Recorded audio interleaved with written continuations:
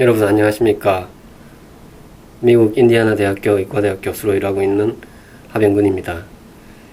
오늘 이 강연에서 제가 말씀드릴 내용은 지난 2010년 12월에 출간된 비타민C 항암의 비밀에 실린 내용을 토대로 비타민C의 여러 작용과 비타민C 항암 작용의 내용들을 말씀드리고자 합니다.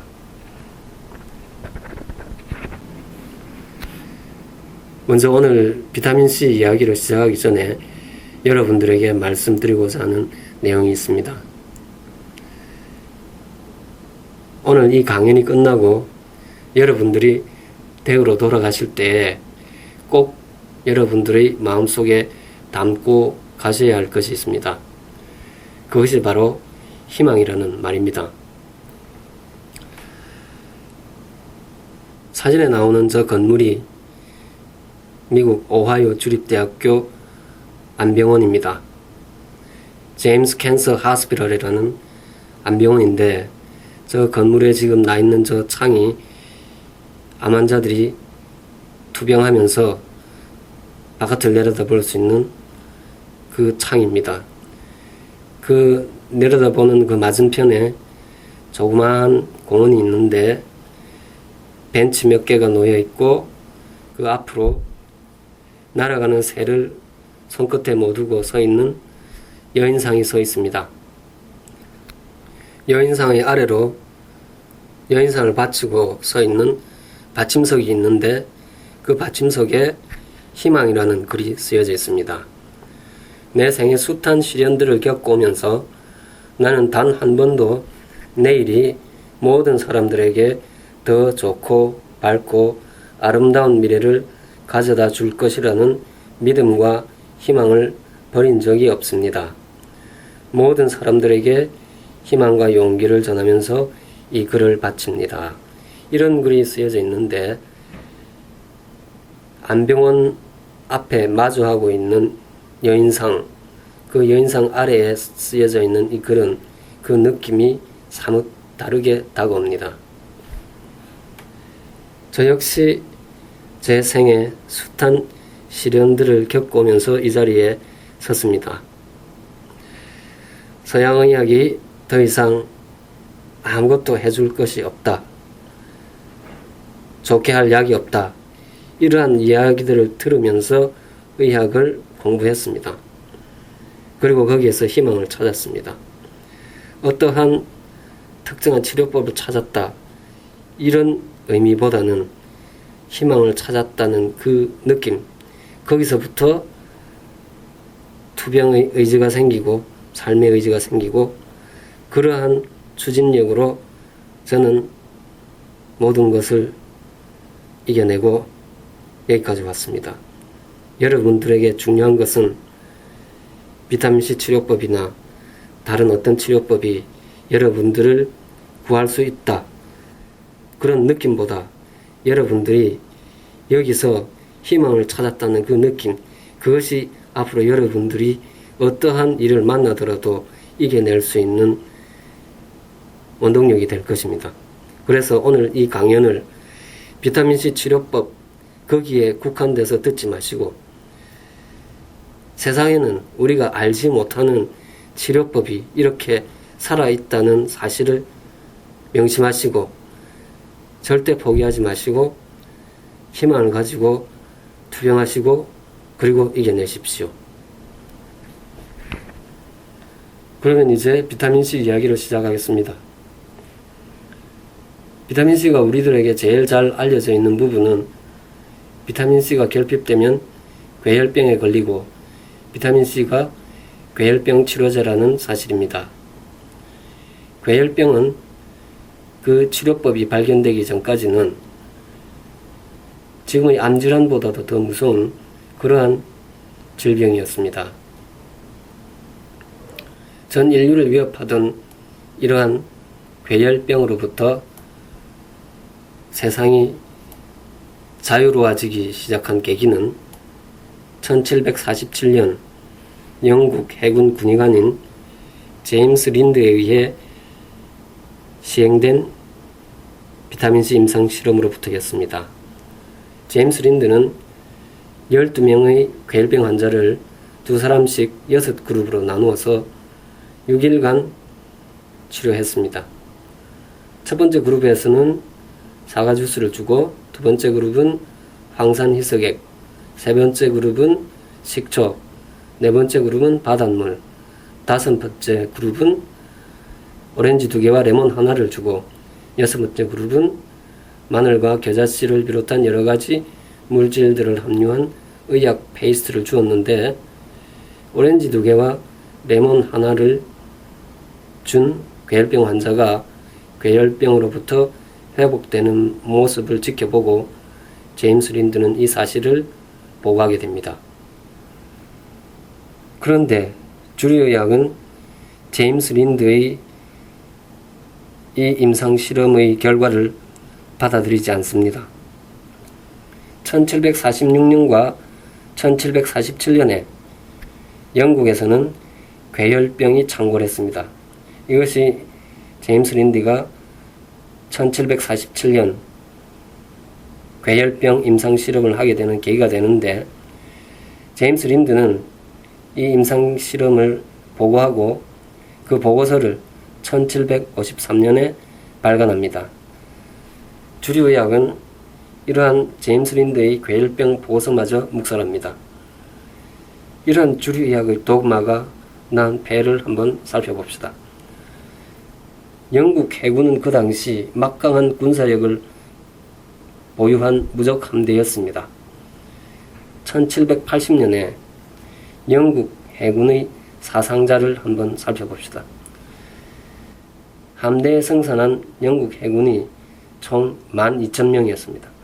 이 중에서 사망자가 1,600명이 나왔는데, 이 중에서 전쟁으로 인한 전사자는 60명밖에 없었습니다. 나머지 1,540명이 괴혈병으로 세상을 떠나게 되는데, 아이러니하게도 이미 이 시기에 괴혈병 치료제가 제임스 린드에 의해 보고되었는데, 주류 이야기 이를 묵살하면서 이 애꿎은 병사들이 세상을 떠난 것입니다. 전쟁 한번 하지 않고 이 많은 병사들이 목숨을 잃었습니다. 그리고 1781년 영국 함대 의무감인 길버트 블레인이 이런 말을 합니다. 괴혈병은 채소와 과일, 그 중에서도 특히 레몬이나 라임으로 예외 없이 예방하거나 완치될 수 있을 것이다. 길버트 블레인은 영국 웨일즈 왕성가의 주치의였습니다. 그러니까 주류의학을 움직일 수 있는 위치에 있는 사람이었습니다. 이 길버트 블레인이 제임스 린드의 임상실험 결과를 보고 이것을 공식 제기하면서 영국이 귀를 기울이게 됩니다. 그래서 1795년 영국 해군에 레몬 주스가 보급되게 됩니다. 1747년에 제임스 린드가 임상실험으로 괴혈병 치유를 보여준 지 반세기가 지난 후에 비로소 이 제임스 린드의 결과가 정론으로 받아들여집니다. 이때는 제임스 린드가 이미 세상을 떠난 지 2년 후였습니다. 그러니까 반세기에 걸쳐서 주류의학은 그 도그마로부터 헤어나지 못하고 그 임상실험을 해서 그 치료법을 보여준 사람이 세상을 떠날 때까지도 받아들이지 않다가 이제 주류의학을 좌지우지하는 사람의 한마디에 그 내용을 다시 살펴보고 받아들이게 됩니다. 반세기 동안 괴혈병은 치료약을 두고도 치료할 수 없는 난치병이 되는 아이러니를 낳았습니다. 1970년대 미국의 비타민C 운동을 불러일으켰던 장본인이 라이너스 펄링입니다. 라이너스 펄링은 노벨 화학상과 노벨 평화상을 받았던 시대의 석학입니다. 이 라이너스 폴링을 비타민C 세계로 인도한 사람이 있는데 그가 바로 어윈 스톤입니다. 어윈 스톤은 이런 말을 했습니다. 고정관념의 타성과 도그마를 넘어서기 위해서는 논리와 명백한 증거 위에 더한 그 무엇이 있어야 한다. 지금 앞으로 이야기해 드릴 비타민C 이야기들이 주류의학에 받아들여지지 않는 이유는 과학적 증거가 없어서도 아니고 의학적 증거가 없어서도 아닙니다. 그 증거 위에 더한 그 무엇, 그것이 없기 때문에 아직도 비타민C 치료법이 환자들에게 전해지지 않고 이렇게 변두리에서 서성거리고 있는 것입니다. 이를 넘어서기 위해서는 여러분들의 소리가 세상을 올려야 합니다. 인류를 위협하던 괴혈병으로부터 인류가 구원을 받게 된 계기가 단 2사람을 치유한 임상예였습니다. 지금 이러한 임상실험을 주류의학에 이야기한다면 주류의학은 그 결과를 애닉도털하다, 일화성이다 라고 이야기하면서 받아들이지 않을 것입니다. 주류의학이 요구하는 임상실험의 전제조건 중에 random selection, 환자를 무작위로 추출한다거나 double blind, 치료하는 의사나 치료받는 환자가 그것이 치료약인지 가짜약인지 알지 못하게 하는 그러한 이중맹금법을 시행하지 않았기 때문에 주류의학의 조건을 충족시키지 못합니다. 그래서 이 임상 결과는 받아들여지지 않을 것이 불을 보듯 훤합니다. 예전에도 오렌지와 레몬이 괴혈병 치료제라는 사실이 받아들여지는데 50년이 걸렸습니다. 비타민C 항암의 비밀에 적힌 비타민C가 항암제라는 이야기는 이미 반세기 이전부터 줄기차게 제기되어져 왔던 이야기들입니다. 사진의 왼쪽에서 두 번째가 라이너스 폴링입니다. 그리고 그 오른쪽이 어윈 스톤입니다. 이 사람들이 비타민C가 항암제라는 사실을 이야기한 지도 벌써 40여 년이 넘었습니다. 우리가 얼마나 많은 세월을 더 기다려야 주류의학이 비타민C 치료법을 환자들에게 전할지는 우리가 알 길이 없습니다. 우리가 최선을 다해서 우리가 알고 있는 것들을 의학을 배우는 후학들에게 전하고 여러 사람들에게 알리는 것이 최선의 방법이 될 것입니다. 비타민C 치료법을 공부해 나가면서 제가 제일 먼저 했던 일들은 도서관으로 가서 비타민C 치료법 자료들을 찾아 나서는 것이었습니다. 지금의 의학 서적이나 의학 교과서에 이러한 비타민C 치료법이 소개되고 있지 않기 때문에 반세기 전에 그 의학들로 제가 돌아가서 그 치료법들을 살폈습니다. 그러던 중에 1949년에 한 의사가 소아마비가 유행하던 시절에 비타민C 치료법을 이용해서 소아마비에 빠져들어가고 있는 환자들을 구해내었다는 사실을 접하게 되었습니다. 그래서 그 저널을 찾아 나섰는데 그렇게 찾은 저널의 뒷표지 전면 광고를 보고 깜짝 놀랐습니다. 환자들을 대상으로, 환자가 아니죠. 그러니까 일반인들을 대상으로 카멜 담배를 한 달 동안 피게 했을 때 그 목 안에 아무런 자극 증상이 나타나지 않는다. 그래서 카멜 담배가 안전하다. 이러한 취지로 의학 임상 실험이 소개되고 있었는데 그 결과를 토대로 많은 의사들이 카멜 담배를 핀다. 이런 광고가 있었습니다. 이 광고를 보면서 반세기 후에 후학들이 지금의 의학의 모습을 바라보았을 때 우리가 지금 이러한 광고를 보았을 때 받아들이는 충격, 그러한 충격으로 전해질 의학의 모습들이 지금 우리들이 환자들에게 시술한 의학의 있지는 않을지 그것을 한번 고민해 보아야겠다는 생각을 했습니다. 우리는 반세기 전의 의학의 모습을 기억하고 있지 못합니다. 사람들에게 카멜 담배가 안전하다고 얘기했던 의학의 모습도 기억하지 못하고 있고, 비타민C 치료법으로 소아마비에 빠져드는 환자들을 구해내었다는 사실도 기억하지 못합니다. 이러한 단절 속에 우리는 많은 것을 잃었습니다. 그 대표적인 예가 비타민C 치료법입니다. 여기 오른쪽에 보이는 사람이 바로 닥터 클래너입니다. 닥터 클래너는 1949년에 발표된 소아마비 논문과 더불어서 여러 바이러스 질환에 비타민C가 유용하게 쓰일 수 있다는 사실을 세상에 알렸습니다. 닥터 클래너는 바이러스 질환을 비롯한 여러 질환에 비타민C가 강력한 치료제라는 사실을 세상에 알린 사람입니다. 비타민C는 포도당을 이용해서 만들어집니다. 포도당을 이용해서 4개의 효소가 차례로 작용하면서 동물의 몸에서 만들어져 나옵니다. 그런데 사람에게 있어서는 이 4번째 효소, 이 4번째 효소가 결핍되면서 비타민C를 만들어내지 못하게 되었습니다. 그렇다면 동물들은 하루에 얼마나 많은 비타민C를 만들어낼까요? 이를 살펴보기 위해서 먼저 체중 70kg인 사람으로 환산했을 때 얼마나 만들어내는지 한번 살펴봅시다.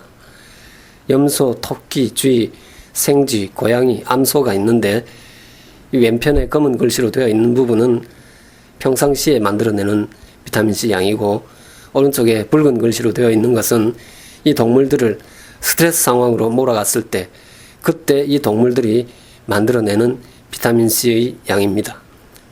그래서 평상시에는 2g 정도 그 수준으로 비타민C를 만들어내고, 스트레스 상황에서는 여기 보시면 아시겠지만 10g을 넘어서는 그러한 많은 양이 만들어져 나오는 것을 보게 됩니다. 10g에서 20g 사이의 비타민C가 동물의 몸에서 만들어져 나옵니다. 동물들 중에도 사람처럼 비타민C를 만들어내지 못하는 동물들이 있습니다. 그러한 동물들로는 영장류, 그리고 조류 중에서도 진화단계 최상위에 있는 새들, 기니피그, 무척주 동물, 곤충, 물고기들이 있습니다. 그리고 비타민C를 만들어내는 동물들 중에서도 이 비타민C를 신장에서 만들어내는 동물들이 있고 간에서 만들어내는 동물들이 있습니다. 양서류, 파충류, 조류 중에서도 하위 단계, 이 사람이 하류 동물들은 비타민C를 신장에서 만들어냅니다.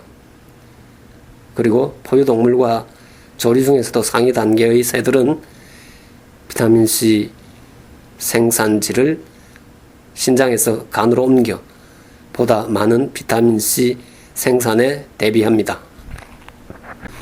그렇다면 사람은 왜 비타민C 생성력을 잃어버리게 되었을까요? 거기에 대한 대답을 찾아가다가 저는 아주 흥미로운 사실 하나를 발견하게 되었습니다. 비타민C를 생합성하는 과정 중에 활성산소가 상련하고 이를 제거하기 위해서 글루타치온이 소모된다는 사실입니다. 그러니까 간에서 비타민C를 만들어내게 되면 그 마지막 단계, 그러니까 사람이 잃어버린 그 단계에서 활성산소가 생겨난다는 것입니다. 그리고 이 활성산소를 제거하기 위해서 체내에서 대단히 중요한 항산화제의 하나인 글루타치온이 소모된다는 것입니다.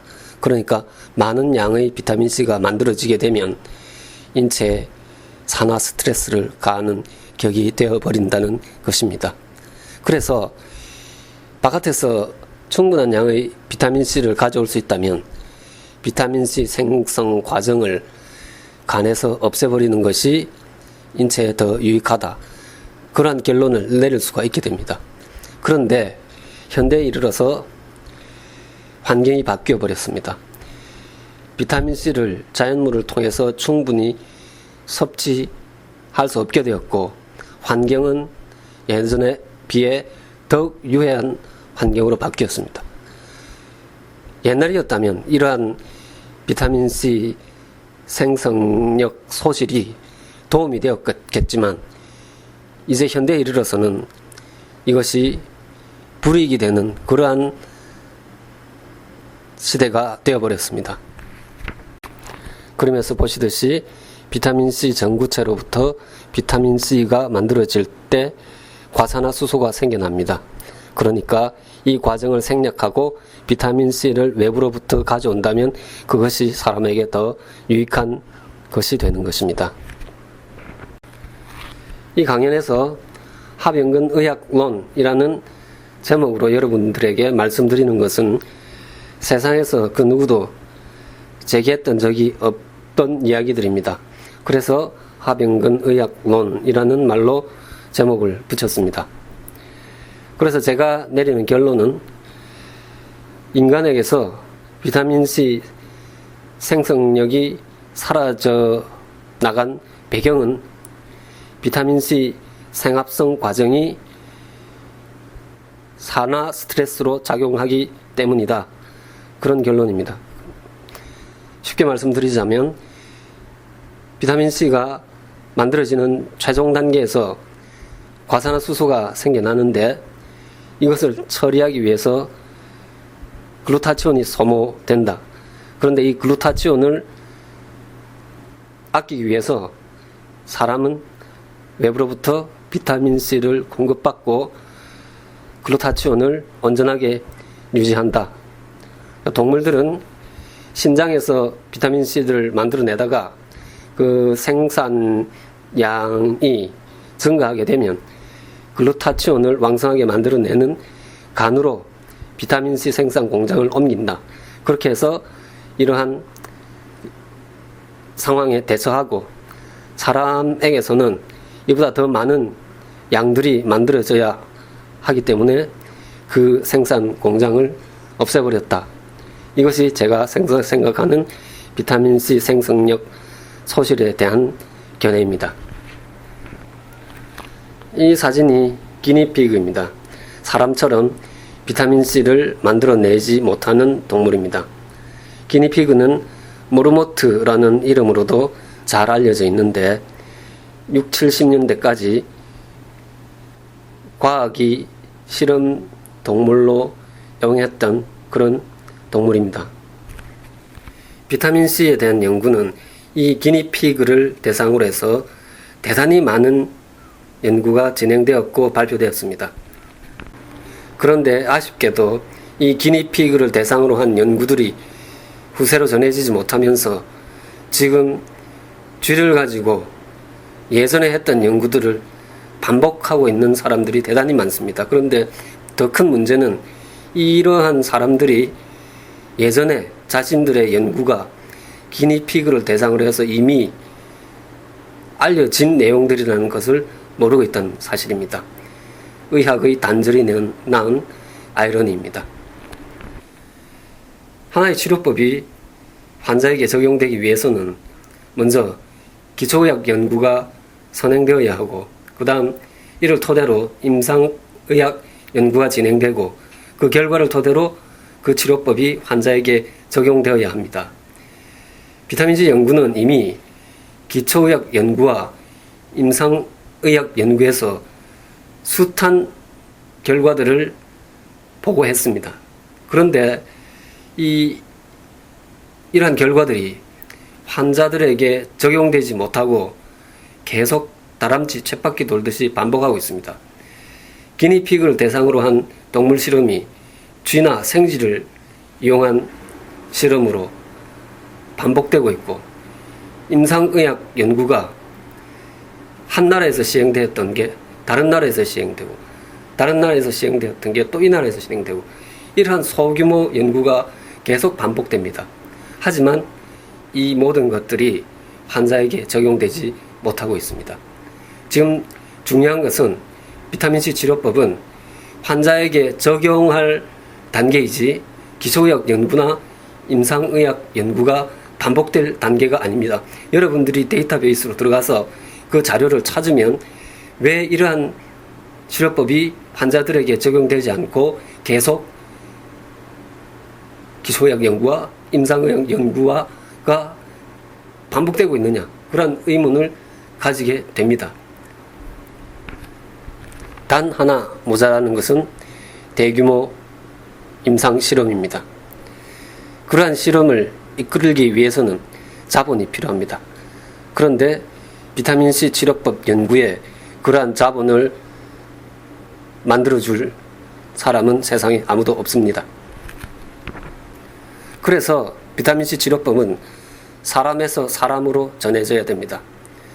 제가 오늘 이 강연을 하는 것도 그렇게 사람에서 사람으로 전해지는 비타민C 치료법을 만들어내기 위해서입니다. 비타민C 용량 개념으로는 여러 가지가 있는데 그 중에서 제일 대표적인 것 몇 가지를 먼저 말씀드리겠습니다. 먼저 1일 권장량입니다.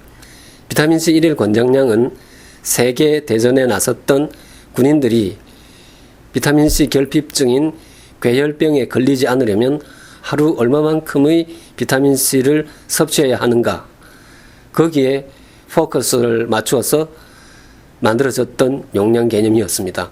오랜 시간을 하루 60mg으로 고정되어 있다가 최근에 항산화제 개념이 도입되면서 남자는 하루 90mg, 여자는 하루 75mg으로 책정되어 있습니다. 1일 권장량은 이렇게 책정했지만 많은 사람들이 이보다는 훨씬 많은 양의 비타민C를 섭취하고 있다는 사실에 직면한 주류의학은 여기에 또 하나의 용량 개념 하나를 만들어냅니다. 그것이 바로 1일 상한 섭취량이라는 개념입니다. 그러니까 모든 사람들이 비타민C를 섭취했을 때 얼마만큼의 비타민C가 안전한가, 그러니까 한 사람이 섭취하건 두 사람이 섭취하건 아니면 100명, 1000명이 섭취해도 모두 안전한 개념이 얼마인가, 그걸 찾아 나가서 용량 개념을 설정했는데 그것이 바로 상한 섭취량입니다. 이 상한 섭취량을 남자, 여자 모두 하루 2g으로 설정해 두고 있습니다. 미국도 2g으로 설정해 있고 우리나라 식약청도 이를 받아들여서 하루 2g을 비타민C 1일 상한 섭취량으로 설정했습니다. 비타민C 1일 권장량은 전 세계적으로 하루 60mg에서 100mg 수준에 머물러 있습니다. 괴혈병 예방이라는 그러한 비타민C 용량 개념에서 출발했기 때문에 항산화제의 개념이 도입되었다고는 하지만 이러한 용량으로 비타민C의 항산화 작용을 많이 바란다는 것은 무리입니다. 괴혈병 예방이라면 하루 10mg으로도 충분한 그러한 용량입니다. 그리고 이러한 1일 권장량 설정에 있어서의 또 하나의 문제점은 사람과 사람 사이의 차이를 인정하지 않았다는 것입니다. 미국의 로저 윌리엄스는 1950년대에 사람처럼 비타민C를 만들어내지 못하는 기니피그를 이용한 동물 실험에서 기니피그가 정상적으로 성장 발육을 하기 위해서는 필요한 비타민C의 양이 개체와 개체 사이에 20배에 달하는 차이를 보인다고 했습니다. 그러니까 사람으로 비교해 보자면 하루 1g이 필요한 사람이 있다면 하루 20g이 필요한 사람도 있다는 그러한 상대적 용량 개념입니다. 하지만 서양의학에서 이러한 상대적인 용량 개념을 찾아볼 수가 없습니다. 그리고 이러한 1일 권장량 설정은 건강한 성인들을 대상으로 했다는 것입니다. 그래서 어떠한 질병에 도움을 준다거나 질병의 치료를 위해 사용되는 그러한 치료약의 개념은 전혀 없다는 것입니다. 그리고 또 하나의 문제점은 비타민C 포화도를 혈중 농도만으로 판단했다는 것입니다. 체내에 얼마만큼의 비타민C가 적절한 용량이냐, 이것을 혈중 농도만으로 판단했다는 것입니다.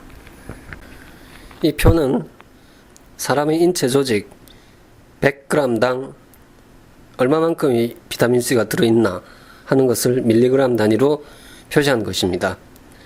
그러면 사람의 혈액 속에는 얼마나 많은 비타민C가 들어있을까요?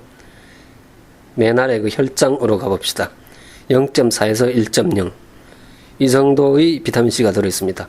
반면에 인체 내의 다른 각 조직들을 보십시오. 스트레스를 받으면 즉각 반응하는 부신, 거기에 보십시다. 거기에 30에서 40입니다. 혈액에 비하면 그 적게는 30배에서 많게는 100배에 가까운 양이 들어있다는 사실을 알게 됩니다. 그리고 뇌하수체, 간, 뇌, 췌장, 수정체 모두 혈액 내와는 비교할 수 없을 만큼의 많은 양이 비타민C가 들어있습니다. 그래서 비타민C 혈중 농도만으로는 그 사람에게 충분한 비타민C가 들어가 있느냐 없느냐를 판단하기가 힘들다는 사실을 우리는 알게 됩니다. 비타민C 1일 상한 섭취량을 설정할 때 그 의학이 기준으로 삼았던 것은 어느 용량에서 위장관 부작용이 나타나느냐 하는 것입니다.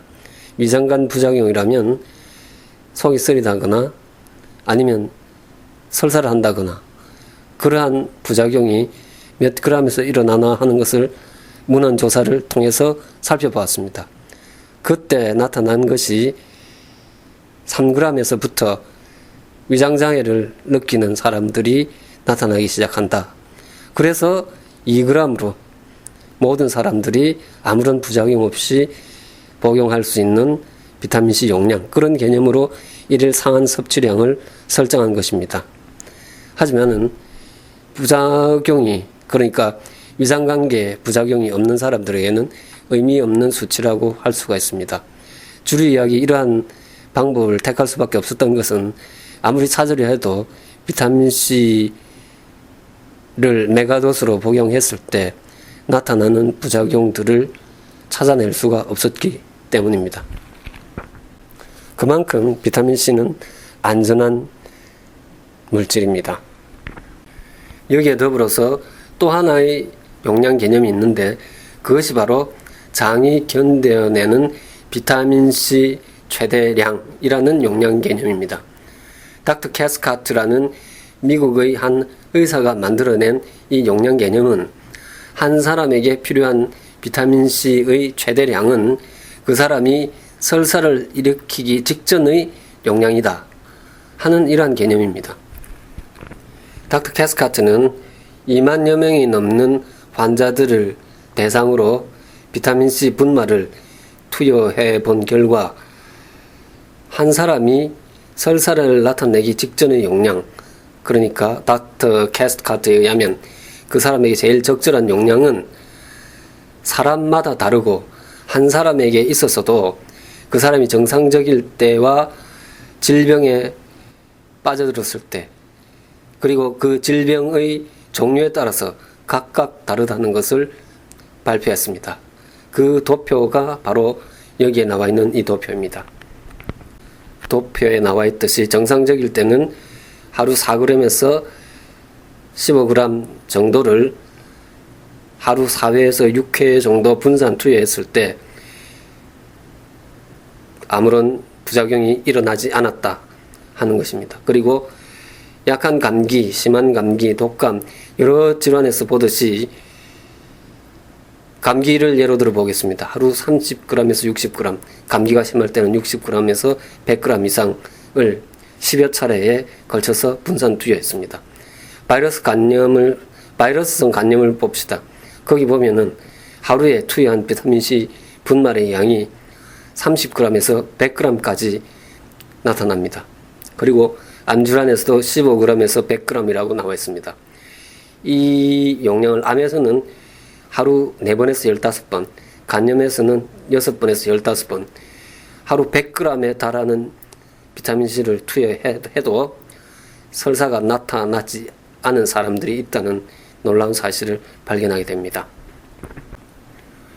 이 도표는 닥터 캐스카트가 발표한 비타민C 투여 시의 증상 완화 도표입니다. 가로변이 비타민C 1일 경구 투여 용량이고 세로변이 증상입니다. 증상이 어떻게 소실되나를 관찰했을 때 이 증상들이 여러 가지 질환들로 한 증상들이 소실되는 곳은 비타민C가 설사를 나타내는 용량에 거의 근접했을 때, 거의 90% 수준에 도달했을 때 그 증상 완화가 이루어진다는 그런 사실을 나타낸 도표입니다. 검은 선으로 직선으로 가다가 아래로 내려가는 그것이 증상입니다. 그 증상이 나타나는, 증상 소실이 나타나는 시점은 그 전보다 조금만 더 위로 올라가면 다이아리아 해서 설사가 나타나는 곡선이 위로 올라가 있지요. 그 검은 선이 아래로 내려오는 검은 선이 정상에 내려가서 소실되는 그 부분입니다. 그 점입니다. 그보다 조금 위에 붉은 선이 위로 올라가고 있죠. 그러니까 비타민C를 투여했을 때, 적은 용량을 투여했을 때는 아무런 증상의 해소가 없다가 설사를 일으키는 그 용량이 거의 근접해 갔을 때, 90% 수준에 도달했을 때 증상이 갑자기 그렇게 소실되는 것을 볼 수가 있습니다. 이처럼 비타민C로 어떤 질병 치료에 도움을 받으려면 충분한 양의 비타민C가 들어가야 한다는 것입니다. 그래서 비타민C 메가도스의 중요성이 이 도표를 통해서도 잘 나타난다고 할 수 있습니다. 비타민C 부작용으로는 부적절한 용법으로 인한 위장관 부작용이 거의 전부입니다. 이러한 부작용은 복용 방법과 용량을 잘 조절해주면 나타나지 않습니다. 비타민C 치유력이 잘 나타난 질환들을 들어보자면 첫째, 간염을 들어볼 수가 있습니다. 닥터 카스카트는 간염은 비타민C가 치료할 수 있는 아주 쉬운 질병 중에 하나라는 표현을 했습니다. 그처럼 바이러스성 간염은 비타민C로 쉽게 도움을 받을 수 있습니다. 그리고 암, 그리고 헬리코박터 감염을 동반한 위염, 당뇨병, 관절염, 호흡기 질환, 심혈관계 질환, 이에 더불어서 여기에 나열하기 힘들 정도의 수많은 질환들이 비타민C로부터 도움을 받을 수가 있습니다. 하지만 오늘은 이 중에서도 암질환에 대한 비타민C의 효과에 집중해서 말씀드리겠습니다. 비타민C는 시험관 실험을 통해서 항암 효과가 있다는 것이 지속적으로 증명되어 왔습니다. 그리고 기니피그와 쥐를 이용한 동물 실험에서도 비타민C의 항암 효과는 이미 증명되었습니다. 그리고 사람을 대상으로 한 임상 보고에서도 비타민C의 항암 효과는 지속적으로 제기되어 왔습니다. 그리고 암 환자에게 있어서 체내에서 비타민C가 빠르게 소실되어 간다는 사실을 알 수 있습니다. 그래서 어떤 사람들은 말기 암 환자의 증상들이 비타민C 결핍 증상인 괴혈병 환자들이 나타내는 증상과 아주 유사하다. 그래서 비타민C가 암 환자에게 결핍되어 가고 있을 것이다. 이러한 가능성을 제기한 사람들이 있습니다. 그리고 암 환자들에게 비타민C를 투여해 보면 일반인들에 비해 장이 견뎌내는 비타민C 용량이 훨씬 더 크다는 사실을 알게 됩니다. 그리고 비타민C 정맥 주사와 메가도스 비타민C를 경구 투여했을 때 암 환자들에게서 확연한 증상의 호전이 나타나고 삶의 질이 높아진다는 것을 많은 의료인들이 이미 관찰했습니다. 그리고 지금 전 세계적으로 이러한 비타민C 치료법을 시행하기 시작하는 의료기관과 의료인들이 증가하고 있습니다. 비타민C가 항암 효과가 있는 암치료제라는 사실이 세상에 관심을 끌기 시작한 것은 이 사진에 보이는 라이너스 폴링, 오른쪽에 있는 라이너스 폴링과 왼쪽에 있는 영국의 외과 의사 유안 카메론, 이 두 사람이 영국에서 암 환자들을 대상으로 비타민C 항암 효과를 보는 임상 실험을 시행하면서 시작되었습니다. 이 도표가 유안 카메론과 라이너스 폴링이 영국의 베일 오브 레번 병원에서 시행했던 임상 실험의 결과입니다. 이 결과에서 보듯이 비타민C 치료군은 대조군에 비해서 치료 불가 판정이 난 이후의 생존 기간이 더 길었다. 그러니까 더 많은 사람들이 더 오랜 기간을 생존했고 그 삶의 질도 높았다 하는 것을 보여주고 있습니다. 이 도표는 각 암질환에 있어서 비타민C 치료법의 효과를 보여주고 있습니다. 위에 계단식으로 내려오는 그 선이 비타민C 치료를 받은 환자들이고, 그 검은 선으로 곡선으로 이어진 그 선이 대조군 환자들의 그 선입니다. 그래서 보듯이 난소암, 직장암, 기관지암, 위암 모두에서 비타민C를 투여받은 환자들은 대조군에 비해서 더 긴 생존 기간을 나타내었습니다. 대장암, 방광암, 신장암, 유방암 환자에 있어서도 비타민C 치료법을 받은 환자들이 그 생존 기간이 더 길었습니다. 여기 보이는 도표는 일본의 후쿠오카 도리카이 병원에서 시행한 임상 실험의 결과입니다. 이 병원은 모든 환자들에게 비타민C를 투여했는데, 한 그룹은 저용량의 비타민C를 투여하고 나머지 한 그룹은 고용량의 비타민C를 투여했습니다. 그렇게 해서 비교를 했더니 비타민C를 많이 투여한 환자들에서, 암 환자들에서 그 생존율이 높고 생존 기간이 길었다는 것을 이 도표가 잘 말해주고 있습니다.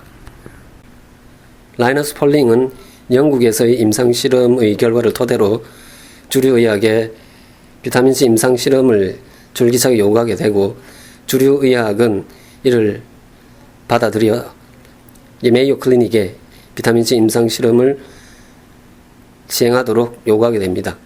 메이오 클리닉은 두 번의 비타민C 임상 실험을 통해 비타민C의 항암 효과를 찾아볼 수 없었다. 그런 결론을 내리게 되고, 세상은 비타민C는 항암 치료제가 아니다. 그런 결론을 내리게 됩니다. 하지만 메이오 클리닉의 임상 실험은 여러 가지 문제점을 안고 있습니다. 그 부분은 비타민C 항암의 비밀에 자세하게 기술되어 있습니다. 한 가지 아쉬운 것은 라이너스 폴링과 유안 카메론의 임상 실험이 비타민C 정맥 주사나 이러한 공격적인 비타민C 치료법을 포함하지 않고 있었다는 것입니다. 라이너스 폴링이 이 부분을 잘 이해하고 주류의학에 비타민C 임상 실험을 요구했었더라면 아마 지금쯤 비타민C 치료법은 주류의학의 한 치료법이 되어 있으리라 하는 생각을 하게 됩니다. 이 사진은 미국에서 비타민C 정맥 주사법의 치료법 프로토콜을 만들어낸 미국의 리오단 클리닉입니다.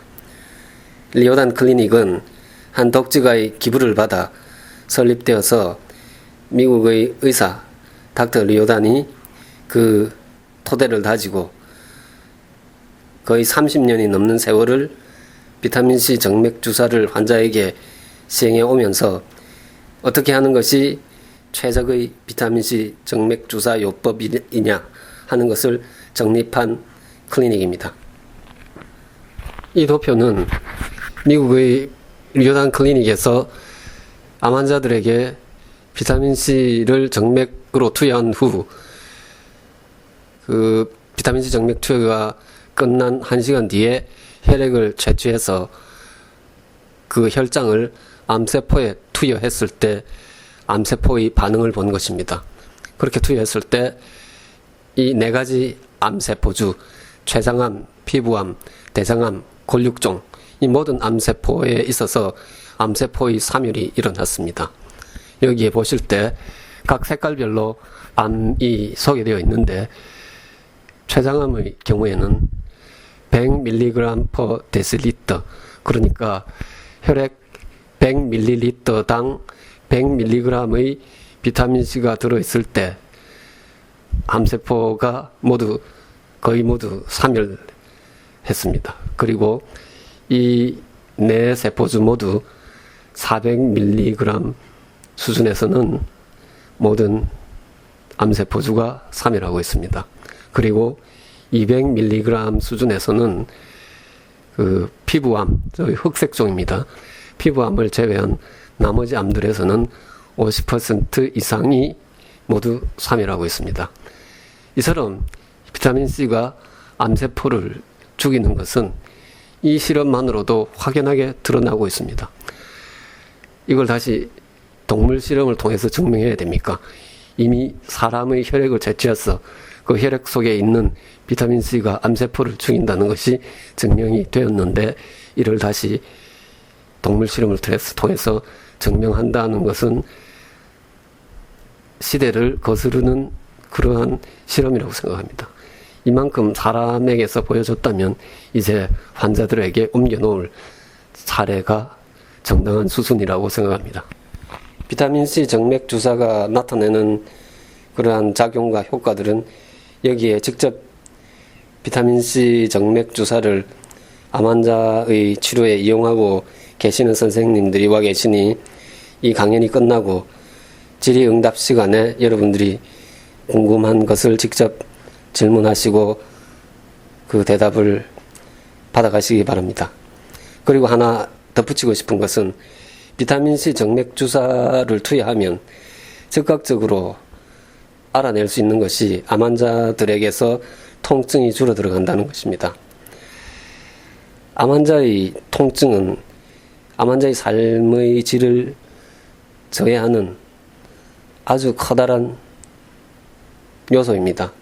그래서 비타민C의 효과를 아주 객관적으로 서양의학이 바라보았을 때 그것을 받아들일 수 있는 한 부분이 암 환자의 통증 제어 부분입니다.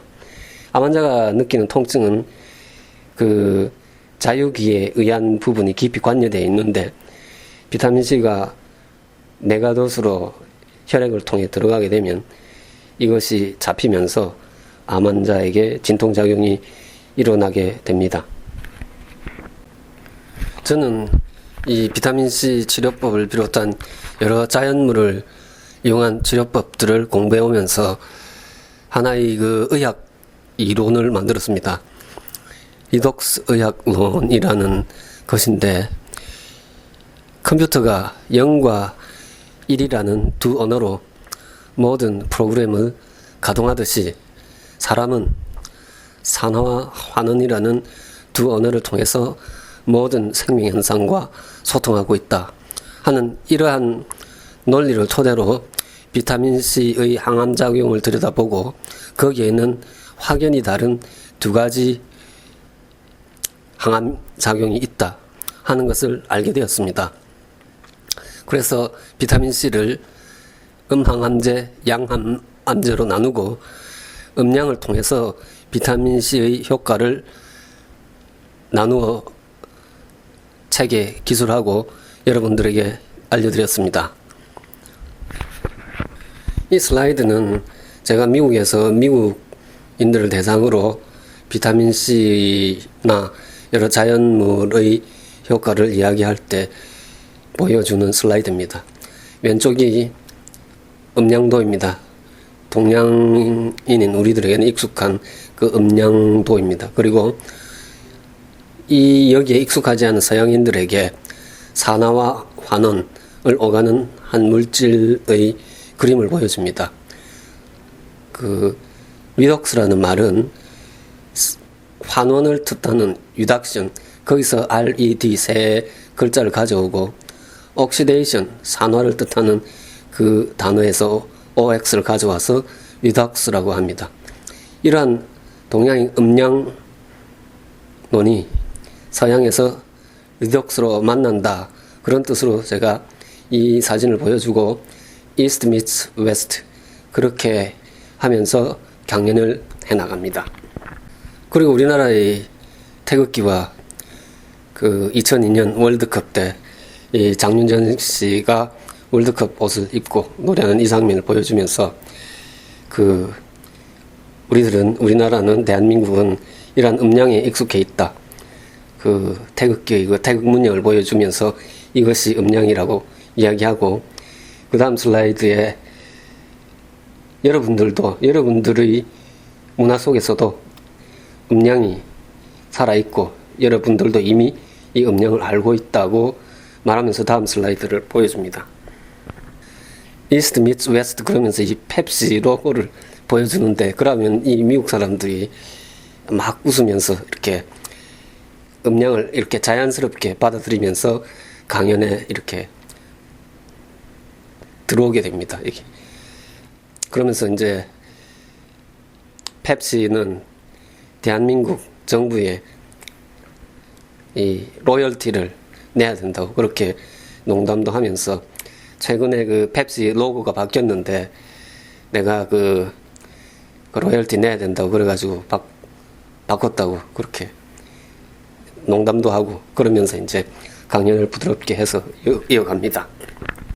이것이 비타민C의 화학 구조식입니다. 왼쪽이 온전한 형태의 비타민C이고, 비타민C가 전자 두 개를 주고 산화되었을 때 이 오른쪽의 산화 비타민C가 됩니다.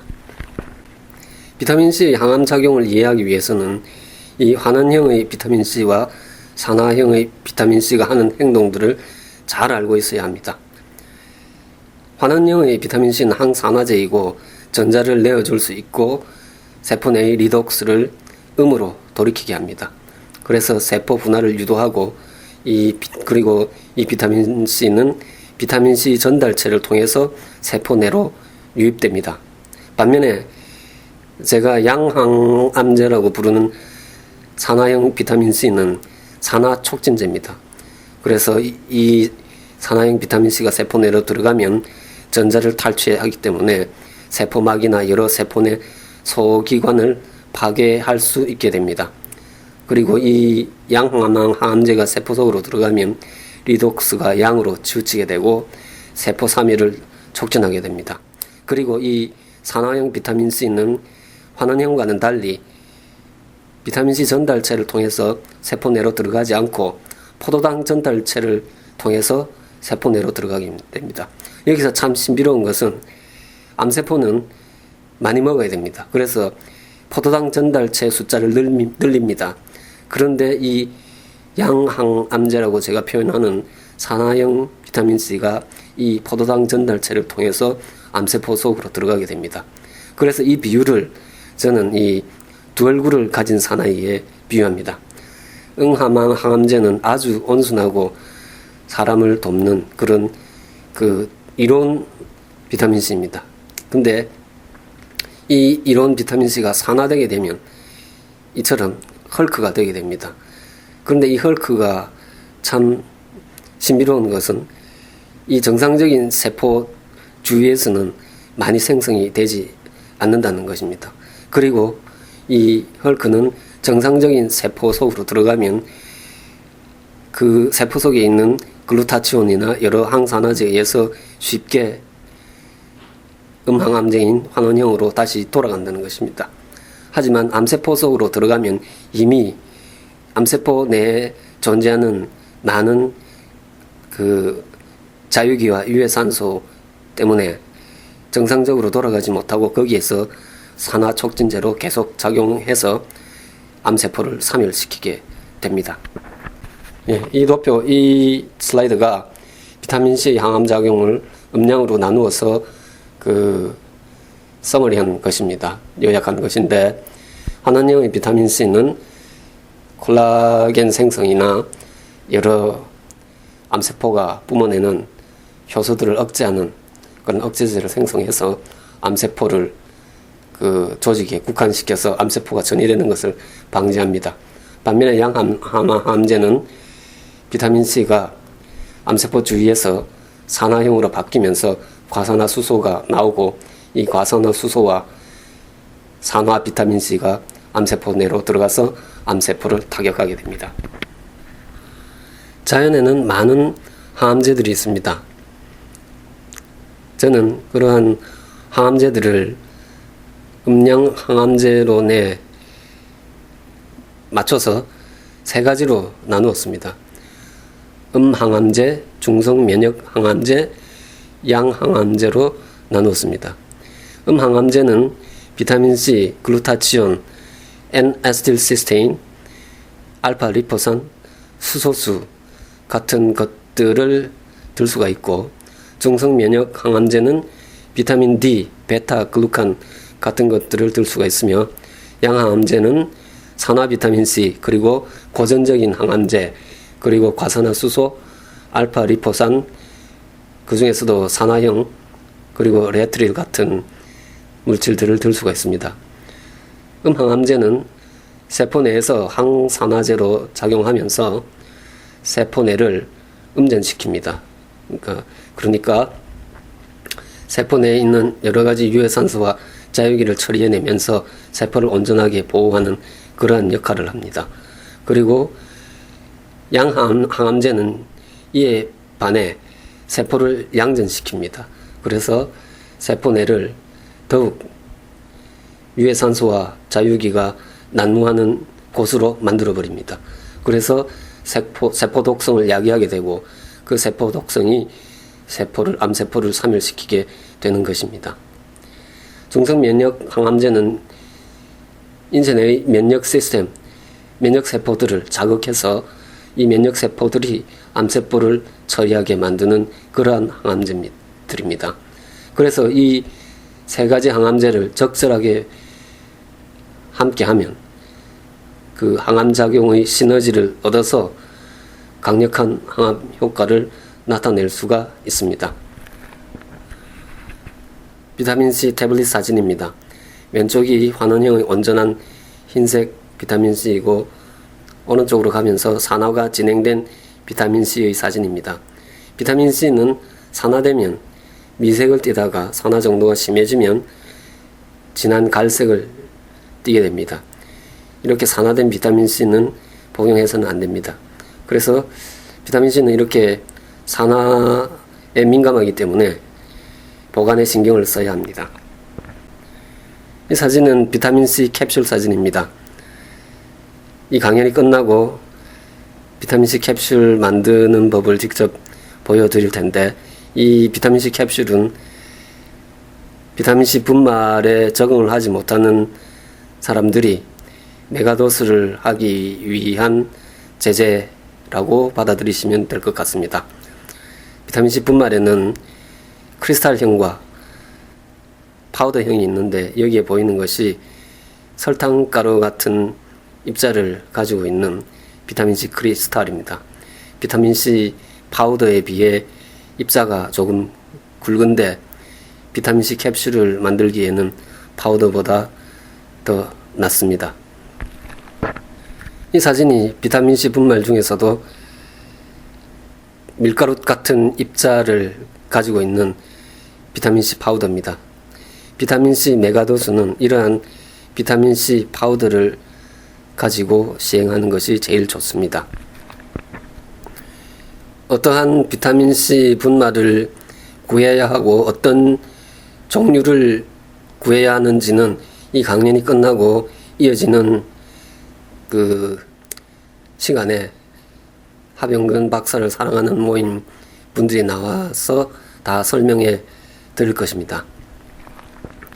여기서 한 가지 덧붙이고 싶은 것이 있는데, 비타민C 분말을 복용할 때 이용하면 간편한 방법입니다.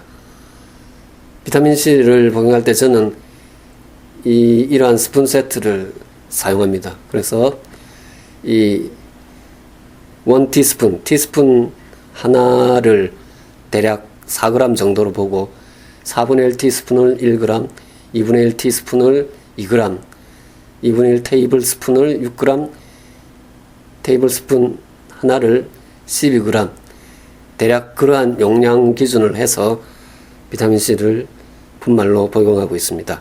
여러분도 이런 방법을 쓰시면 간편하게 이용하실 수 있을 겁니다. 다음으로 비타민C 정맥 주사액입니다. 비타민C, 그러니까 산 형태의 비타민C와 중탄산 나트륨을 섞어서 비타민C를 중화한 비타민C 정맥 주사액입니다.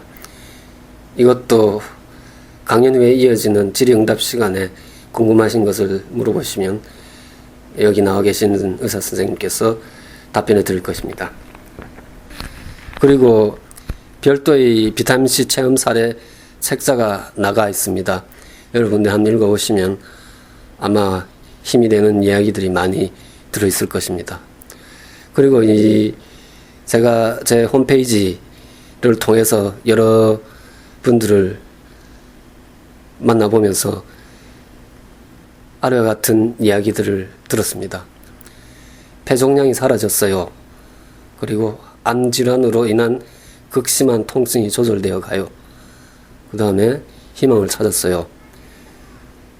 비타민C 치료법을 통해서 이러한 일들이 나타났는데 여러분들은 이 중에서 제일 중요한 것이 무엇이라고 생각하십니까? 이런 말이 있지요. 믿음과 소망과 사랑 중에 그 중에 제일은 사랑이라. 다 중요한데 사랑이 제일 중요하다 했듯이 여기에 폐종량이 사라졌어요. 우리는 생로병사로부터 자유롭지 못합니다. 그래서 앞으로 우리가 살아가면서 어떠한 질환이 우리들에게 닥칠지 모릅니다. 그리고 암질환으로 인한 극심한 통증이 조절되어 가요. 우리가 또 어떤 일을 당해서 또다시 그러한 고통이 우리들에게 찾아들지 모릅니다.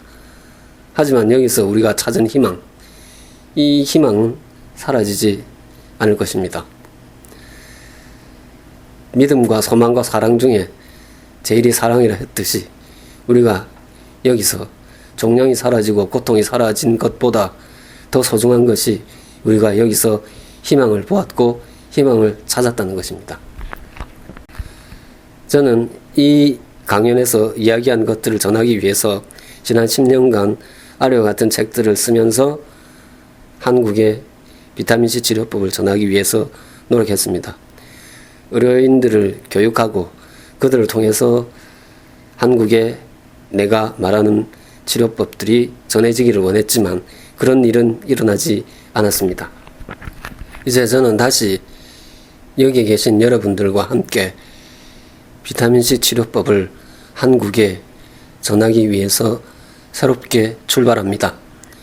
비타민C 면역의 비밀과 비타민C 항암의 비밀을 출간했고 앞으로도 많은 이야기들을 여러분들을 통해서 한국에 전하려 합니다. 여러분들을 통해서 비타민C 치료법이 한국의 의료인들에게 전해지기를 간절히 바라면서 이 강연을 마무리합니다. 슈바이츠 박사는 이런 말을 했습니다. 달에 이르려는 욕망 때문에 우리들은 우리들 발 아래에 피어있는 꽃의 아름다움을 보지 못한다. 우리들이 살고 있는 이 자연에는 우리들이 알지 못하는 치유력이 생생하게 살아있습니다. 이제 우리 이러한 자연에 눈을 돌려서 새로운 치료법들을 찾아서 환자들의 곁으로 옮겨 놓읍시다. Cure sometimes, heal frequently, help every time. 저는 이 말을 아주 좋아합니다. 가끔 완치도 하고 자주 치유하지만 의학은 항상 환자를 도울 수 있어야 한다 하는 말입니다. 비타민C 치료법은 언제 어느 곳에서나 모든 환자들에게 도움을 줄 수 있는 그러한 치료법입니다. 이 강연을 마무리하면서 다시 한번 저희 부모님께 감사드립니다. 저희 어머님과 아버님은 평생을 저를 위해서 사신 분이십니다. 투병하는 아들을 위해서 모든 것을 희생하신 두 분에게 진심으로 감사드립니다.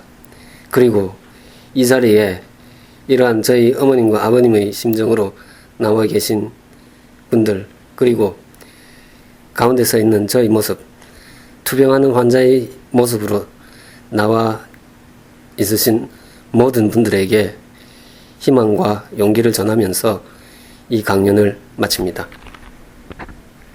비타민C 분말 복용법을 정립한 닥터 캐스카트, 그리고 비타민C 정맥 주사법을 확립한 닥터 리오단, 그리고 여기에 나와주신 하병근 박사를 사랑하는 모임, 그리고 닥터 하 클리닉 네트워크에 함께 하시겠다고 말씀해 주신 의사 선생님들, 그리고 이 자리에 함께 하신 모든 분들에게 감사드리고 이 강연을 마무리합니다.